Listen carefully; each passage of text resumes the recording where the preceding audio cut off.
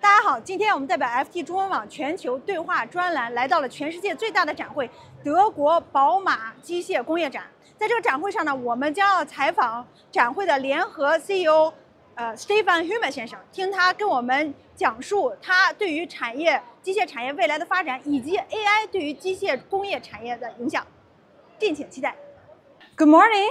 Good morning. Yeah, it's quite a pleasure for us and also an honor for us on behalf of Financial Times Chinese to have this chance to have this interview with Mr. Stefan Humer. And today we are going to talk a lot of topics regarding Bauma Messe, regarding also Automatica Messe, and regarding Sino-European cooperation in the business field. So, Mr. Stefan Humer, can I call you Stefan? Sure, Stefan. Of course, of course. Good morning. Hi, good morning. Nice to meet you here. Nice to meet you. Yeah. Great that you're here. Yeah, thanks to have a time here. So, first question. Sure. Could you please just outline the history of Bauma? Because we know Bauma has already a very rich history, and it started, I think, after the Second World War, and the main purpose at that time was to help the reconstruction of Germany.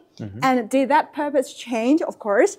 And how have it changed in the past 70-ish years? And did that also reflect the shifts at global-wide in the construction sector?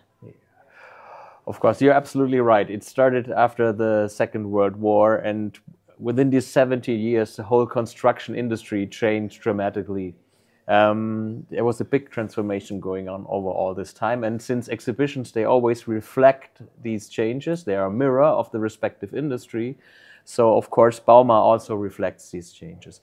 It started out after the Second World War with like 20,000 square meter and only 58 exhibitors. And the specialty was it was mostly dealers, no brands. And the people who started the construction and the rebuilding of Germany, they found everything at Bauma they needed. So this is how the show started. And over time, of course, things change, especially in size. Back then, 20,000 square meters. Today, we're talking about 614,000 square meters, which is equivalent to 86 soccer fields. From 58 exhibitors to 3,500 coming from 57 countries. So this is one thing that changed the size of the show. Second thing is in terms of globalization. Right. At the beginning, it was just a pure German show. In 1995, it already grew to a very international show, and today we have really a high percentage of international exhibitors and visitors. We're talking about 550,000 visitors coming from 200 countries in the world. And the third thing that definitely changed is, of course, the products from traditional machinery to today. We're talking about autonomous excavators, autonomous mining machines, for example. So there's a big transformation that happened over all of these years. Right. So you talk about autonomous. Can I translate it into AI-driven? Absolutely. Yeah. So do you think actually in the future, in the construction sector, is also be a AI-driven and big data-driven and even robotic-driven sector? And how do you see this trend? Yeah, it's absolutely happening. I think we see that trend in every industry. AI, we provide the platform, of course, for the industry, but we see that they bring products like autonomous machinery, and for this they need AI. And autonomous, you have different scales in that area. You can have it automated, but that's not real autonomous. Or you can have machinery that can operate in a chaotic situation. And therefore you need really, really good AI systems. So, but this is happening. We saw this year, for example, a very autonomous mining truck or an autonomous excavator who can operate in a chaotic environment. And this is really something that's special. And there you can see how far the advancements are going.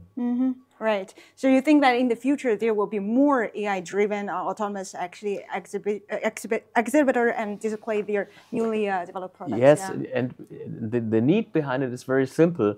It's very hard to find more and more people who drive these excavators. Right. There's a shortage of labor in that area, and therefore, because of this, I would call it sense of urgency, the developments in that area are getting more and more important. Yeah, so most of these exhibitors are from mainly European countries or from Eastern, like Chinese market. I think we see both. There's a development going on. Of course, the Europeans, they are innovating, and of course, the research and development departments are really, really good. But the same is happening in China. If you look at electrified vehicles, for example, in battery technology, I think China is at least 2, 5, 3 years ahead. And I think this will then make also changes and drives the impact of the developments. Yeah, can you give us some example, like what strikes you or what like shocks you or impresses you the most at this Bauma show, like in the sense of AI driven? Yeah. Well, there's one thing that happened. We have a mining company in Australia, and they want to go real zero. And what they did is they exchanged the whole fleet of mining trucks with a new mining truck area which is battery driven and autonomous. So two things: digitalization and sustainability in one vehicle. And this is something that really impressed me, that this already is possible. And you can see they're operating like 200 to 300 mining trucks worldwide. They're interconnected and they just go by themselves. If you see that, that's really impressive. And I think this is a role model which will apply then to many, many mines in the world in the future. Yeah, definitely. And right now, actually, this is a side question. A lot of people, they're worried about this AI-driven era. They think maybe they will be taken off the opportunity of having a job or etc. Do you have some advices for people who have this kind of worries? Because, for example, people who work in this field, I think it's a two-sided coin. But in general, I think we should look at the chances and the opportunities that arise with AI, of course, because you know, like it's the same when the industrial age started. People were also worried about the machinery and stuff like that. So, but with AI, we have to use it as, in my personal opinion, as much as possible, and the companies also do that. And at the same time, we need a certain governance for AI that governments all over the world need to have some framework for that, and make sure that it's used in a good way and not in a. You can also use sustainability in a not so good way, but I think therefore the governments need to make sure that that does not happen. Right. So if you look at the percentage of composition, I mean, of the exhibitors, we noticed actually the Asian exhibitors, they came more and more often, and they are actually one of the most important part of the show already. And you have the Bauma Shanghai show every year, right? So it means every second year. Every second year. So it means a lot. It means like Asian companies, they are going global via Bauma, and also their importance are growing. Do you expect that in the future there will be more Asian, let's say, like a presence at Bauma show? And are there some newcomers like from India or from ASEAN countries as well, apart from Chinese, Korea, and Japanese? Yeah, you're absolutely right. We have a strong presence from Asian companies, also a strong presence from China. It grew over time. I just said when Bauma started, it was a pure German show. In 1995, I remember the internationalization was already 40%. In 2004, 10 years later, it was 50%. Today, we're talking about 70% of companies from outside Germany, international companies. And most of them are coming from Asia. We have almost 500 companies, roughly 15% from China. And there you can see how fast Chinese companies in this industry have grown to a certain level. I mean, there are big brands now: Zoomlion, Sany, Zhugong, Liugong. These are big brands. Meanwhile, so how fast they could catch up to the very long established brands that are already existed. Yeah, definitely. How do you see actually the development of construction sector in general? At the world level, because Chinese construction sector is evolving also very fast and is completely different compared to 10 years ago. So where is the next growth-driven actually market? First of all, construction and infrastructure. Infrastructure, everybody's talking about it. You know, it's a foundation of a state, and a healthy infrastructure makes it possible that a society evolves. So this is really important. We're talking about big infrastructure projects. For example, look at Middle East, Saudi Arabia. Yeah, right. Look at the Global South. We have even China's Belt and Road Initiative. It's a long-lasting strategic path that China is following with that. And I'm sure that these countries, also India, India has a strong infrastructure project initiative. And I think so these are the countries, India, Saudi Arabia, of course China, Southeast Asia, that will drive that development. Also Germany, because Germany starts also to reinvest into... Yeah, we will see that. We are hoping, of course, that the new government and the budget that they are drawing up, that the infrastructure budget will be enough. I think it should be more. That's my personal opinion, but let's see how they start with it. Yeah, let's back to the exhibition industry. So right now there are a lot of online show, let's say, and showcases and platform for companies to do this, to choose the D2C approach, the direct to consumer. So how do you still see like the positioning of Bauma in this new era, which is more and more visual? And do you think that Bauma will lose some of its advantage compared to this online showcase platform? We have to differentiate it a little bit. In consumer goods shows, you're absolutely right. Things change in the exhibition world on consumer goods shows because they sell direct to customer. For example, in our sporting goods shows, that's happening. Online shows, I don't believe in them. We saw it at the Corona pandemic. Everybody tried to go online, but that didn't work out at the end. So this is one part. And the reason is very simple. It's a human thing.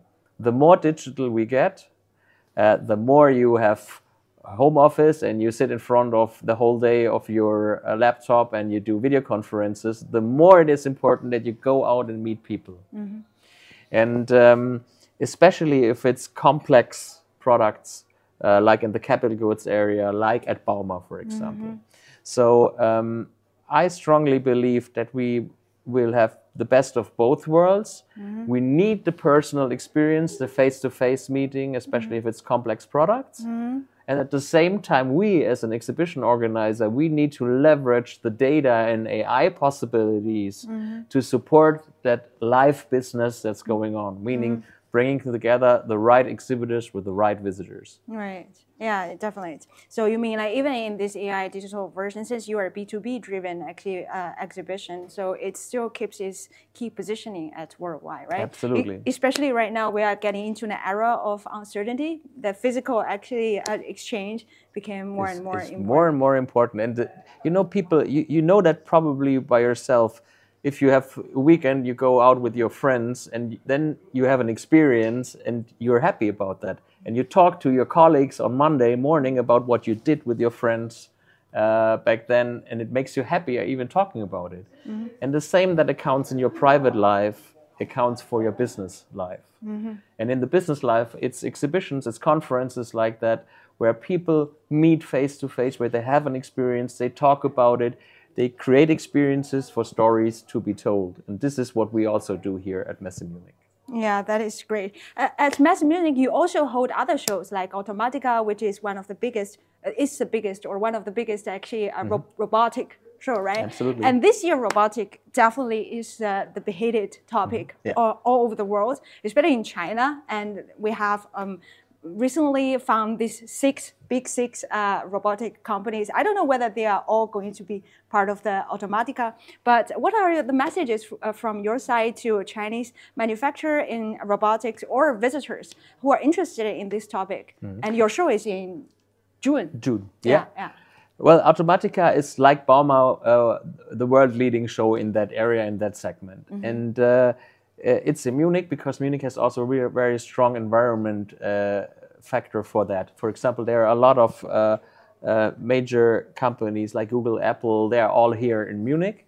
So the whole environment around that is important. Then Automatica is also very, very international. Like you said, it has also a strong presence from China. And I think the show in June, it's also something that evolves over time. You know, it started out also differently, but right now we have a strong request from international exhibitors to come to Automatica, and I think this will make the difference at the end. If the leaders are there on a show like that and the number one show, then all the others are also coming. Okay, that is all of our interview today. Thanks for your time, Mr. Stefan Humer. And I hope actually this message can bridge the Chinese and European side to know more about the global world and to know more about the business all over the world. Thanks a lot. Thank you very much.